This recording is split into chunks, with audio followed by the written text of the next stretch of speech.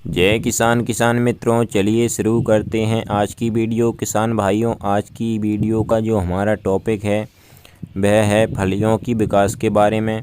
हमारी सरसों की फलियों के विकास के बारे में आज हम आपको पूरी जानकारी देंगे किसान भाइयों कि हमारी जो सरसों की फसल है उसमें फलियों का विकास अच्छी तरह से विकास ज़्यादा से ज़्यादा विकास किस तरह से होगा, इसके लिए हम क्या कार्य समय पर करें जिसके कारण से जो है हमारी सरसों की फसल में फलियों का विकास अच्छी तरह से हो और हमें जो है उसमें दाना भराव भी बढ़िया हो और उससे जो है हमारा उत्पादन भी बढ़िया निकले। तो किसान भाइयों, इसके बारे में आपको पूरी जानकारी देंगे, बने रहिए वीडियो में अंत तक। और किसान भाइयों, अगर आप हमारे चैनल पर नए हों तो चैनल को सब्सक्राइब करना मत भूलिएगा, वीडियो को लाइक और हमारे किसान भाइयों से ज़्यादा शेयर करिएगा। तो चलिए किसान भाइयों, बिना बकवास किए हुए आपके सामने सही जानकारी रखते हैं जिसको आप उपयोग में करके किसान भाइयों अपनी सरसों की फसल में बढ़िया से बढ़िया ज़्यादा से ज़्यादा फलियां और टहनियां और उसकी ग्रोथ सब कुछ बढ़िया कर सकते हैं किसान भाइयों और अच्छी तरह से पैदावार ले सकते हैं। इसके बारे में चलिए बात करते हैं किसान भाइयों। तो चलिए किसान भाइयों, शुरू से बात करते हैं। अगर आपकी फसल जो है किसान भाइयों सरसों की फसल ग्रो नहीं कर रही है तो किसान भाइयों उसमें जो है जिंक सल्फेट की कमी हो सकती है। आप उसको जो है जिंक सल्फेट दे करके उसकी जिंक सल्फेट की कमी को पूर्ति कर देंगे तो किसान भाइयों आपकी सरसों जो है निश्चित ही ग्रो करेगी और बहुत जल्दी ग्रो करेगी किसान भाइयों आगे बढ़ते हैं और बात करते हैं दूसरी अवस्था की। अगर किसान भाइयों आपकी सरसों की फसल में टहनियों का विकास नहीं हो रहा है तो किसान भाइयों इसके कई कारण हो सकते हैं। अगर आपने जो है हद से ज़्यादा सरसों जो है अपने खेत में लगा दी है, थोड़ी आपने घनी टाइप की ज़्यादा घनी बो दी है सरसों, तो किसान भाइयों उसमें क्या होगा, टहनियों का विकास कम ही होगा।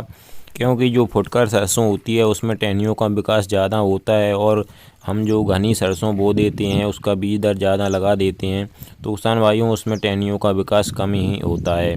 और किसान भाइयों एक कारण सिंचाई का भी हो सकता है। अगर आपने पहला पानी 30 या 35 दिन में लगाया है और दूसरा पानी जल्दी लगा दिया है तो किसान भाइयों उस कारण से भी जो है आपकी सरसों की फसल में जो उसका ग्रोथ होगी वो ज़्यादा होगी और आपकी जो सरसों की फसल में पोटाप का जो प्रोसेस है वो कम होगी किसान भाइयों, उसकी ग्रोथ ज़्यादा होगी अगर आपने पानी जल्दी लगा दिया है। तो इन कारण एक कारण हो सकते हैं किसान भाइयों आपकी सरसों में पोटाप ना होने के। और किसान भाइयों टहनियों का जो विकास ना होने का एक और कारण हो सकता है जो है मोइले मच्छर का अटैक। किसान भाइयों अगर आपकी सरसों की फसल में मोइले का अटैक है तो आप इसको जो है कीटनाशक छिड़क करके इसका उपचार करें किसान भाइयों। क्योंकि किसान भाइयों जितनी हमारी सरसों की फसल में टहनियाँ निकलेंगी उतनी ही ज़्यादा फलियाँ बनेंगी, फूल बनेगा किसान भाइयों और हमारी फलियों का जो है ज़्यादा विकास होगा।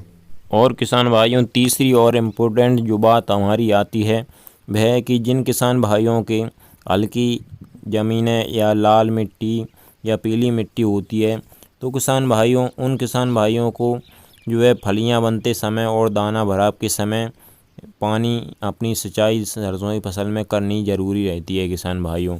इससे भी जो है हमारी फलियां की ग्रोथ और दाना भराव सही से नहीं हो पाता है क्योंकि उसमें नमी की जो कमी आ जाती है ऐसी मिट्टी में। तो ऐसी मिट्टी में 3 पानी जो है सरसों की फसल में अपने किसान भाइयों को लगाने चाहिए जिससे उनकी जो है फलियों की प्रोसेस और फूल और दाना भराव का सही प्रोसेस बिल्कुल बढ़िया तरीके से चलेगी और उनका जो है बढ़िया उत्पादन निकलेगा किसान भाइयों।